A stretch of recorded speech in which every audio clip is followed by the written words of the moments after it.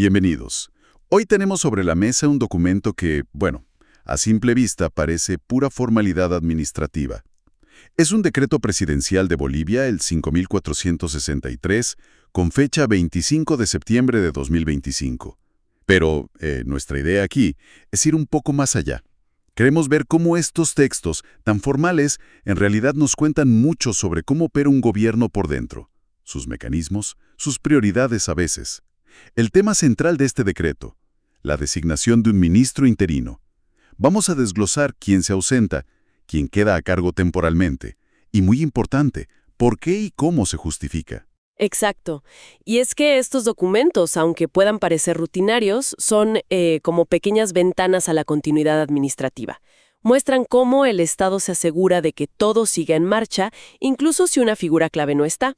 No es solo llenar un hueco, es aplicar reglas, mecanismos ya pensados para garantizar que el Ejecutivo siga funcionando legalmente. Es algo esencial. Perfecto. Entonces, vamos directo al caso. Este decreto se centra en una ausencia temporal en el Ministerio de Culturas, Descolonización y Despatriarcalización. La ministra titular, Esperanza Guevara, no estará por un tiempo. ¿Y el motivo? Bueno, el propio decreto lo dice muy claro. Es una misión oficial. Se va a Barcelona, España. Y las fechas también están especificadas, del 25 de septiembre al 2 de octubre de 2025. Una semana más o menos. Y aquí se pone interesante, porque no solo dice que viaja, detalla las actividades. Menciona, primero, reuniones programadas con autoridades consulares de España. Segundo, la 12ª Conferencia Iberoamericana de Ministras y Ministros de Cultura. Y tercero, ojo, la Conferencia Mundial de la UNESCO sobre Políticas Culturales y Desarrollo Sostenible, Mondiacul 2025. Y añade que esta última la organizan UNESCO y el gobierno español. Paremos un segundo aquí, porque esto ya nos da pistas, ¿no? Más allá de la gestión de la ausencia, el decreto nos está señalando qué tipo de presencia internacional busca Bolivia en el ámbito cultural. La Conferencia Iberoamericana, bueno, es un foro clave para la región.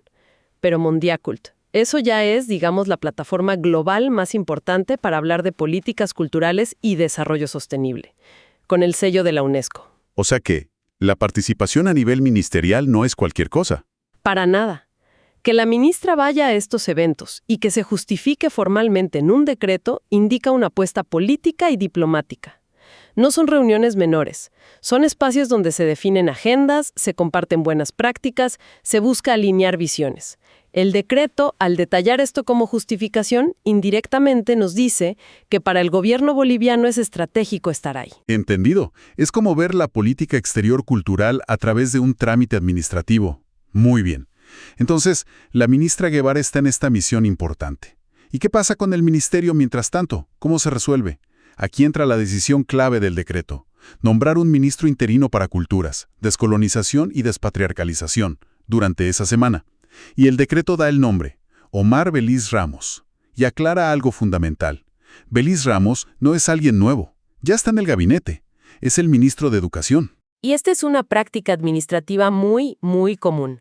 No solo en Bolivia, En muchos gobiernos se hace así. Es una solución pragmática para estas ausencias cortas, planificadas. En lugar de nombrar a alguien externo o hacer un proceso complejo, se le encarga a un colega, a otro ministro. Tiene lógica, sí. Más eficiente, supongo. Claro, porque ya conoce el funcionamiento general del gobierno, de la administración. Pero no es mucha carga doble, aunque sea por poco tiempo. Bueno, sí implica una doble responsabilidad temporal, no hay duda. Pero se asume que es manejable para asegurar la continuidad. Que haya alguien con rango de ministro para tomar decisiones urgentes si hiciera falta, o para la representación formal. Por eso es importante que sean interinatos cortos y bien definidos, como en este caso. Es un equilibrio. Bien, clarísimo. La solución es Omar Beliz Ramos, ministro de Educación, como interino de Culturas. Pero claro, esto no se puede decidir así nomás. Tiene que haber una base legal. ¿Cómo lo justifica el decreto? Ajá, aquí entramos en la parte de los considerandos, que es básicamente la justificación legal, el por qué se puede hacer esto. El decreto se cuida mucho de detallar las normas en que se apoya, y empieza por la más importante, la Constitución Política del Estado. La Constitución. ¿Qué artículos menciona? Cita varios. Por ejemplo, el 174, numeral 1. Este habla de cuándo el vicepresidente asume la presidencia, y esto es relevante porque, como vamos a ver luego, quien firma este decreto es el presidente en ejercicio, o sea, no el titular. Ah, interesante conexión. Sigue.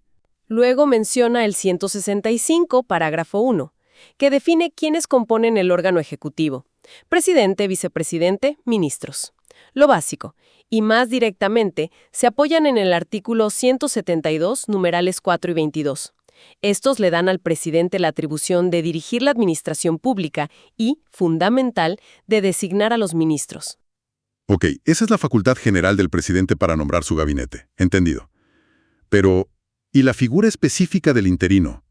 ¿La Constitución dice algo sobre eso? ¿O hace falta otra norma? Muy buena pregunta. La Constitución da el marco general, el poder de nombrar, pero para el procedimiento concreto del interinato, el decreto baja un nivel. Se basa en un decreto supremo. El Decreto Supremo número 4857, del 6 de enero de 2023.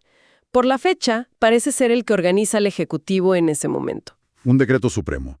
¿Y qué dice ese decreto que sea tan importante para este caso? Bueno, primero cita el artículo 13, parágrafo I de ese decreto supremo. Este artículo simplemente confirma que el Ministerio de Culturas, Descolonización y Despatriarcalización existe formalmente en la estructura del gobierno. Pone el objeto, digamos. ¿Establece que el ministerio es parte del organigrama oficial? Exacto. Pero la clave, el quid de la cuestión, viene ahora. El decreto presidencial se basa explícitamente en el artículo 118, párrafo I de ese mismo Decreto Supremo 4857. Y aquí es donde todo encaja, porque ese artículo dice textualmente, establece el procedimiento.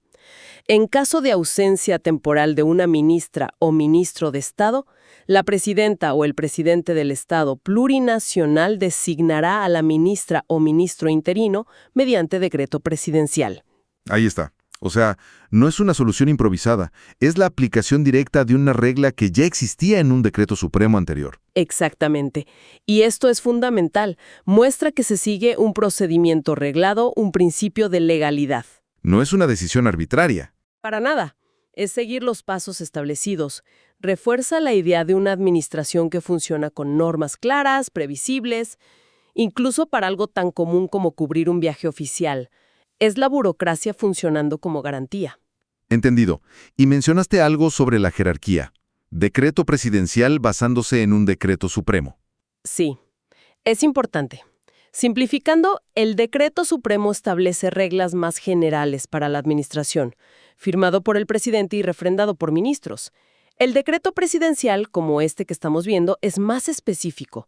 Es el acto concreto, la decisión puntual, como un nombramiento o esta designación interina, firmado por el presidente o quien esté en ejercicio. Uno establece la regla general, el supremo, el otro la aplica en un caso concreto, el presidencial. Clarísimo. Se construye la legalidad paso a paso. Bueno, ya tenemos la situación, la solución y la base legal. ¿Qué detalles finales nos da el decreto? La firma, por ejemplo. Sí, el texto lo dice claramente. Firma David Choquehuanca Céspedes y especifica su cargo en ese momento. Presidente en ejercicio del Estado Plurinacional de Bolivia. Y esto conecta con lo que mencionabas antes del artículo 174 de la Constitución, ¿no? Exacto. Que firme como presidente en ejercicio significa una cosa. El presidente titular no estaba en funciones en el país en ese momento, el 25 de septiembre de 2025. Este decreto no dice por qué estaba ausente el presidente titular, pero sí nos muestra que el mecanismo de suplencia presidencial estaba activado.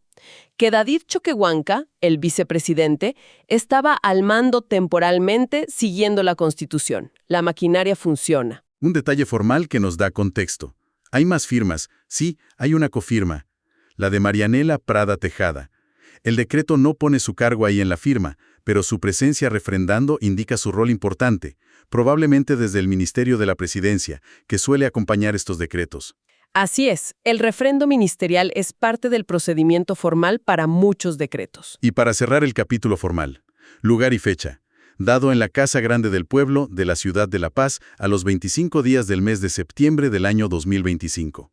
Preciso. Sí, incluso lugar. La Casa Grande del Pueblo es simbólico. El centro del poder ejecutivo. Cada elemento tiene su peso formal. Muy bien.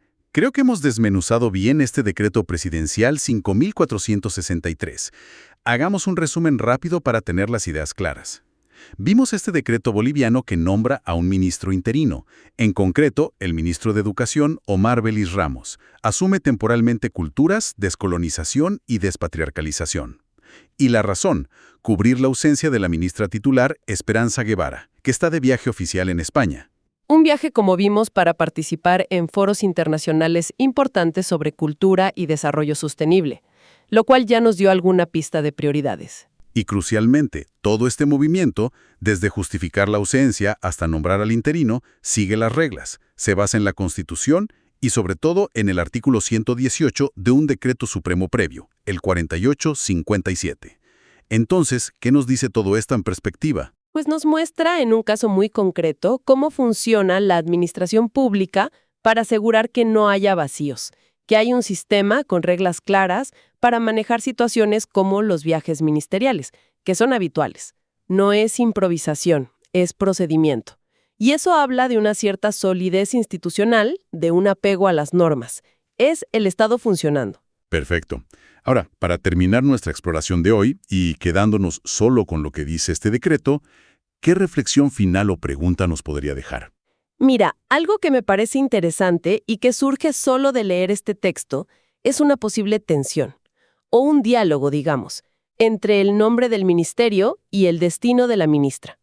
Por un lado, tienes un nombre con una carga política y conceptual muy fuerte.